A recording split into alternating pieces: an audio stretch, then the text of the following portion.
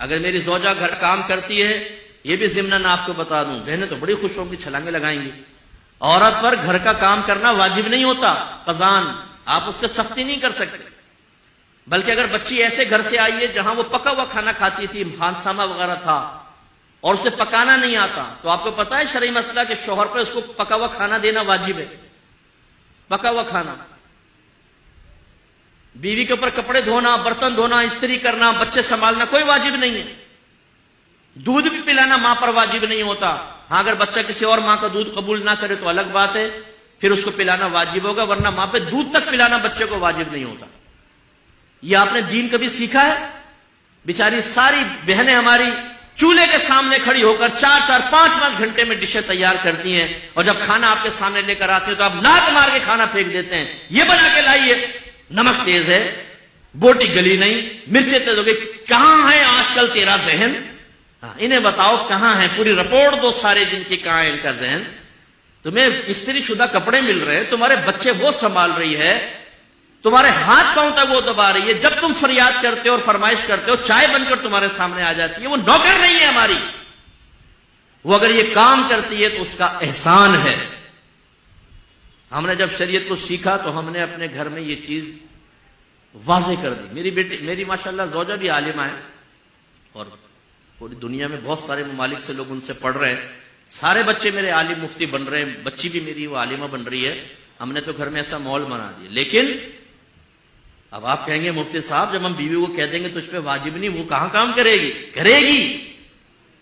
انہیں یاد دلائیں کہ بی بی فاطمہ رضی اللہ تعالیٰ عنہ پر بھی واجب نہیں تھا، لیکن گھر کا سارا کام خود ہی کرتی تھی وہ۔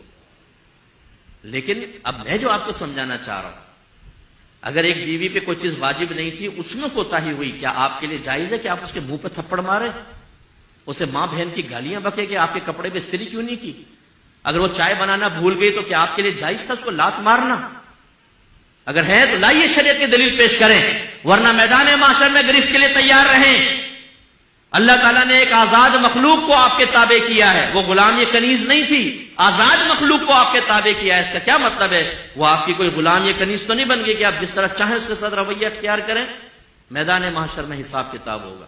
میرے آقا نے اپنے آخری خطبوں میں اہم ترین باتیں کی، اسی سے اندازہ کر لیں کہ کتنی اہم بات ہے کہ سرکار نے ارشاد فرمایا، اللہ تعالیٰ نے تمہاری بیویوں کی شکل میں ایک کمزور مخلوق کو تمہارے تابع کیا ہے، میں تمہیں تمہاری بیویوں کے معاملے میں ہمیشہ تمہیں اللہ سے ڈراتا ہوں، تم اللہ سے ڈرتے رہنا، ان پر ظلم مت کرنا۔ حضرت عمر فاروق رضی اللہ تعالیٰ نے کہا سرکار کی بارگاہ میں حاضر ہو، یا رسول اللہ جب تک ہم مکے میں تھے ہماری عورتیں ہمارے سامنے بولنے کی ہمت نہیں کرتی تھی، لیکن جب ہم مدینے میں آئے تو یہاں انصار صحابہ جو مدنی تھے ان کی ازواج ان کو جواب دیتی ہیں، یعنی کوئی ہے بات تو کوئی بدتمیزی نہیں، دائرہ ادب میں رہ کر۔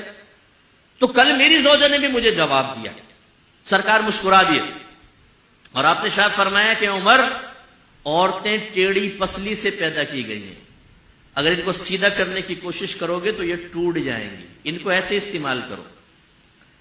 عمر فاروق رضی اللہ تعالیٰ عنہ 6.5 فٹ کا قد، یہ لمبے چوڑے لہیم شہیم، اور آپ یہ کہہ رہے ہیں میری زوجہ میرے ساتھ ایسا کر رہی ہے۔ سرکار فرما رہے ہیں اللہ نے ان کو ایسا ہی پیدا کیا ہے۔ اس سے بھی ذرا سمجھیے، بعض اوقات زوجہ ایسی ہی ہوتی ہے کہ اگر وہ فرض کر لے کہ آپ سے کوئی بات سخت کہہ دی، کچھ کہہ دی، آپ کے نبی نے کتنی پیاری تلقین کی ہے، در گزر کرو، اپنے یہ ڈولے شولے بیوی پہ مت آزماؤ کہ جیسے اس نے کہا ایک تھپڑ مارا اس کے منہ پہ لکیریں چھاپ دی اور چلو جی بیٹھ جاؤ اب آرام سے، اب آئندہ کر کے بتا ذرا تو ٹھیک ہے آپ نے بدماشی کر لی۔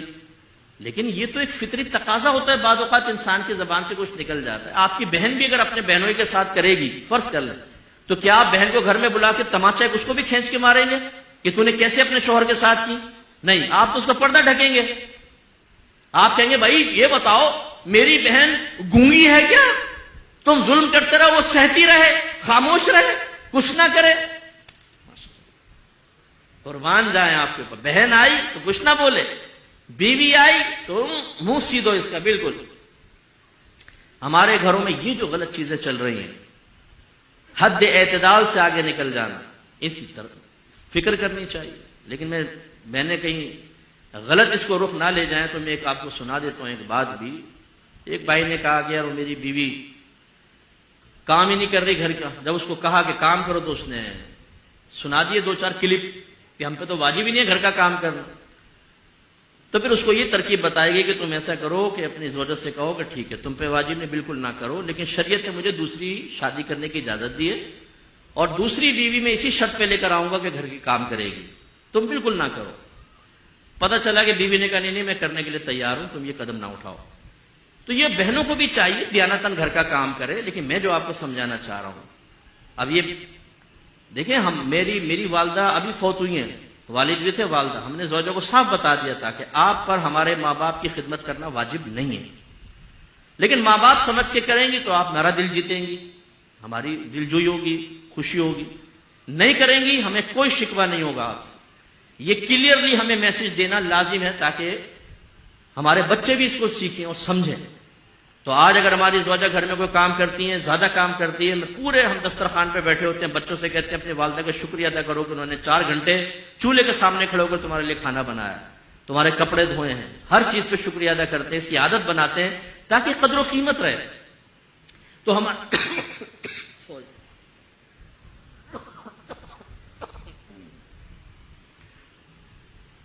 تو ہمارے گھروں میں جو یہ غلط چیزیں، رسومات، میں رسومات میں لوں گا، خاندانی رسومات میں، کہ بیوی کو دبا کر رکھو، بیوی کو بولنے نہ دو، اگر کچھ بولے تو تھپڑ مار دو منہ پہ، کچھ ذلیل اور بے عزت کرو بچوں کے سامنے، خاندان والوں کے سامنے. غلط چیزیں ان کو ختم کریں.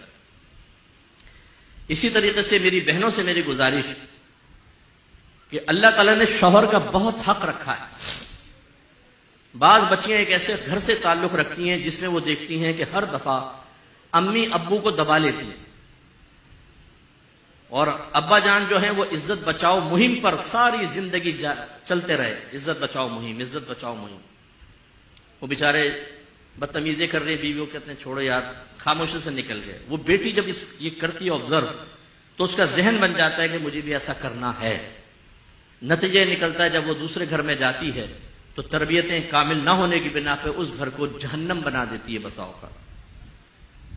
یہ یاد رکھیں، ہمارے گھر کو بچیاں ایسی سن رہی ہیں، نبی کریم صلی اللہ علیہ وسلم نے شوہر کا بڑا حق بیان فرمایا. ایک بچی شادی نہیں کر رہی تھی، اس کے گھر والے اسے نبی کریم صلی اللہ علیہ وسلم کے پاس لائے. یا رسول اللہ یہ شادی نہیں کرتی. سرکار نے فرمایا تم کیوں شادی نہیں کرتی؟ اس نے سرکار کی زبان اقدس سے ہی نکلوانا چاہا، وہ جانتی ہوگی. تو اس نے کہا رسول اللہ آپ بتائیں کہ شوہر کا بیوی پر کیا حق ہے؟ تو رحمت کونین صلی اللہ علیہ وسلم نے ارشاد فرمایا کہ شوہر کا بیوی پر یہ حق ہے کہ اگر اس کا پورا جسم خون اور پیپ سے بھرا ہو اور عورت اپنی زبان سے چاٹ کر اس کے بدن کو صاف کر دے تب بھی اس کا حق ادا نہیں کر سکتی. مراد کیا ہے؟ یہ معاذ اللہ یہ نہیں کہ کوئی حقیقت ایسا، مراد کیا ہے؟ یہ قابل نفرت کام ہے. یعنی عورت شوہر کا حق اسی وقت ادا کر سکتی ہے جب اس کی طرف سے آنے والی تلخیوں، کمیوں کے اوپر صبر کرے اور اللہ کی رضا کے لیے اس کا گزارا ساتھ دیتی رہے. اتنا حق رکھا ہے. اور ایک روایت میں فرمایا کہ اگر میں مخلوق کو سجدہ کرنے کا حکم دیتا تو بیویوں کو حکم دیتا کہ اپنے شوہروں کو سجدہ کریں، لیکن سجدہ تو صرف اللہ کے لیے ہی جائز ہے. اس سے ہماری وہ بہنیں ذرا درس حاصل کریں جو شوہر کو آنکھوں میں آنکھیں ڈال کے گفتگو کرتی ہیں، بعض اوقات تو گریبان پکڑ لیتی ہیں، ماں بہن کی گالیاں بکتی ہیں. ہمارے پاس تو کیسز آتے رہتے ہیں اس طرح کے بے شمار. وہ ایک بہن نے روتے ہوئے کہا مفتی صاحب میرے شوہر نے مجھے مارا پیٹا، گالیاں بکیں.